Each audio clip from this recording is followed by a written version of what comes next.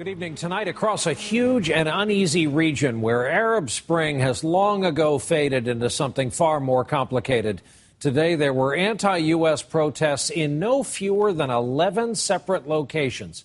And of course, this follows the initial explosion of violence in Cairo, where protesters stormed the U.S. embassy. Then that terrible lightning attack on the U.S. consulate in Benghazi, Libya, that left the U.S. ambassador and 3 other Americans dead. First ambassador murdered on the job in a generation. And there are fears we are in for a period of violence and uncertainty aimed at this country and across a big region. The protesters in Yemen set out to destroy the American embassy in Sana'a to punish an insult against Islam. Protesters climbed the perimeter fence, undeterred by Yemeni security forces who tried to keep them back with water cannons. The crowds pushed forward and managed to get inside the embassy parking lot, smashing windows, torching vehicles, using a forklift to do even more damage. This time, the U.S. Embassy was prepared. In Cairo, another embassy under siege. But Egyptian security forces are finally taking decisive action.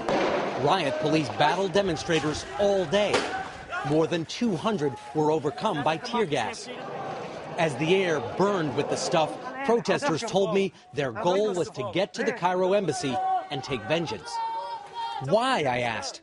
Because the United States has insulted the prophet, they screamed. Repeated.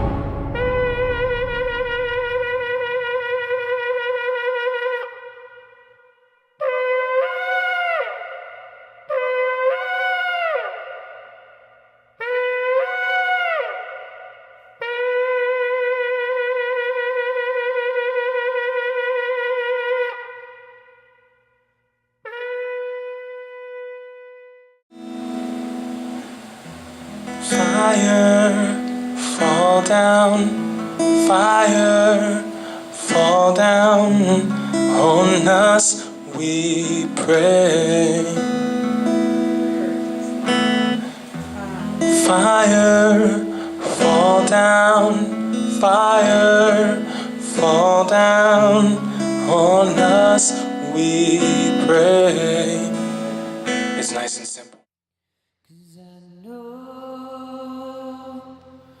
You're alive,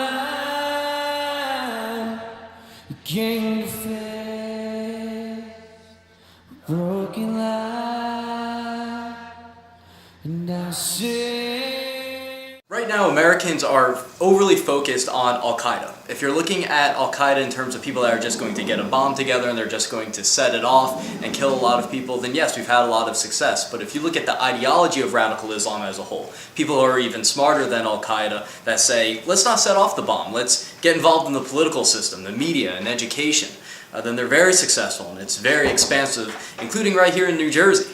And so that's something that I'm going to be talking about, because we have to be very conscious of the fact that this isn't a problem just limited to New York or limited to that horrible day on 9/11, that this is happening right here in the United States, and that it's not just about bombs, it's not just about shootings. That's just one technique that they use in order to achieve their ultimate goal, and they are being shockingly successful. For Israel, 1967 is today. They're looking at Iran developing a nuclear weapon, growing closer and closer, even going so far as to designate a certain area for a potential nuclear test.